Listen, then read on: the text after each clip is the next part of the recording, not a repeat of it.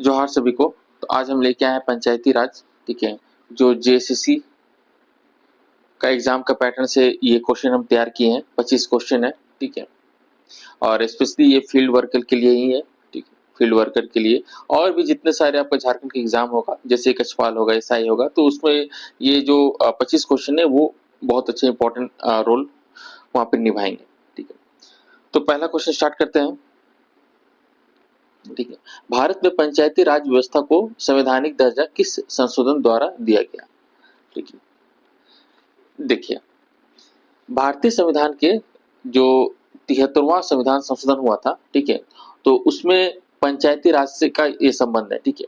यह संशोधन कब हुआ था? 1992 में हुआ था, ठीक है, 1992 में हुआ था। और इस संशोधन के जरिए संविधान में एक नया भाग 9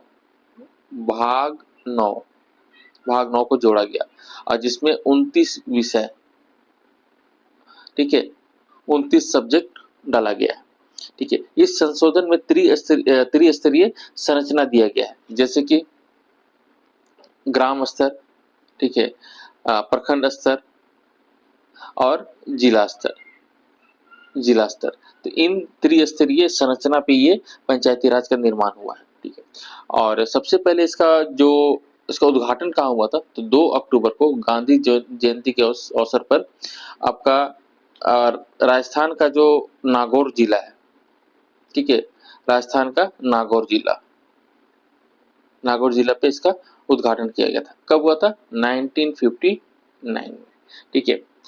हम उम्मीद करते हैं कि आप लोग कॉपी और पेन लेके रखेंगे, तो जो हम नोट्स लिखा रहे हैं या फिर बोल रहे हैं उसको आप नोट पे उतारते रहिए, ठीक है, क्योंकि बहुत चीज मिस हो जाएगा, क्योंकि बहुत सी चीज इसमें लिखना, हर कुछ लिखने तो पॉसिबल नहीं है। तो जो हम बोल रहे हैं तो कोशिश करिए कि जो हम बोल रहे हैं उसको आप ये नोट डाउन करते रहें। नेक्स्ट क्वेश्चन, पंचायती राज का विचार किस समिति ने दिया था?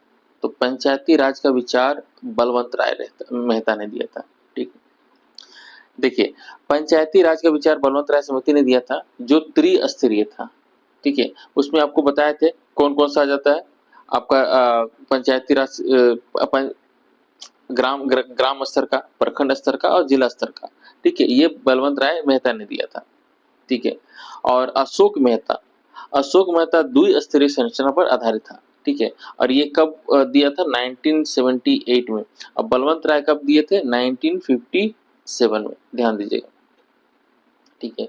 और एलएम सिंघवी थे, एलएम सिंघवी 1986 में, ठीक है, वो संवैधानिक मान्यता का सुझाव दिया था। तो ये भी इंपॉर्टेंट है, एलएम सिंघवी, ठीक है। नेक्स्ट क्वेश्चन देखते हैं, पंचायती राज व्यवस्था का मुख्य उद्देश्य क्या है? तो पंचायती राज व्यवस्था का मुख्य उद्देश्य क्या हो जाता है? सत्ता का विकेंद्रीकरण।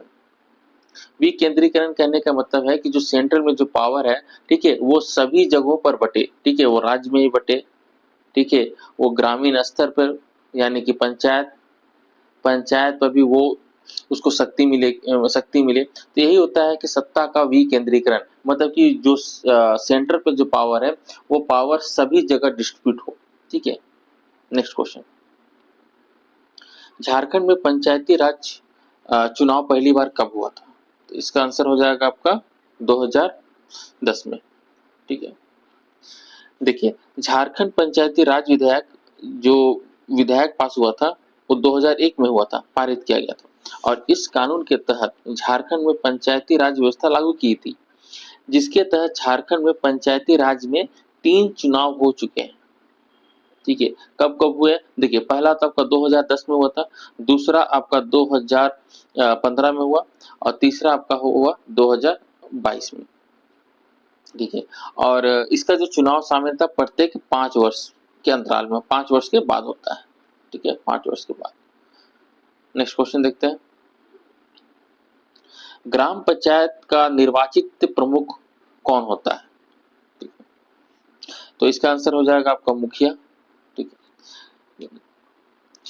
इसमें क्या होता है कि देखिए, जो भी ग्राम पंचायत कहने का मतलब हो गया कि ये पूरा मुखिया के अंडर में रहेगा, ठीक है। और इसका जो इसका देख रेख का जिम्मेदारी कौन करता है? सचिव, जिसको पंचायत सेक्रेटरी करते हैं, कहते हैं वो। ठीक है, नेक्स्ट क्वेश्चन देखते हैं। पंचायत समिति का प्रमुख क्या कहलाता है? तो पंचायत समिति का प्रमुख पंचायत समिति का प्रमुख प्रमुख ही कहलाता है। जी, ये जो पंचायत समिति का जो ये पंचायत समिति, ठीक है, प्रखंड लेवल का होता है, यानी कि ब्लॉक लेवल का होता है।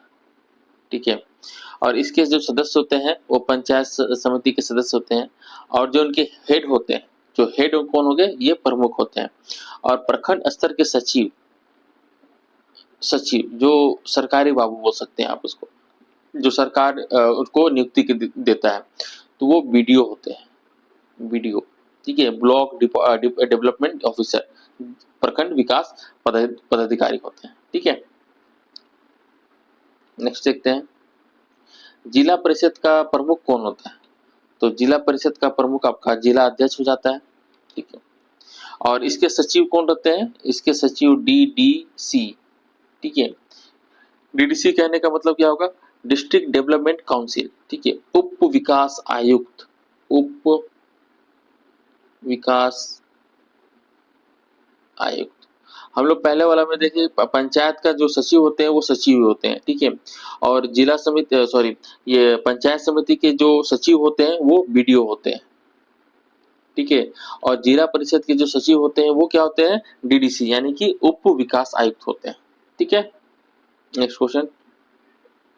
पंचायती राज व्यवस्था कितने स्तरों की होती है?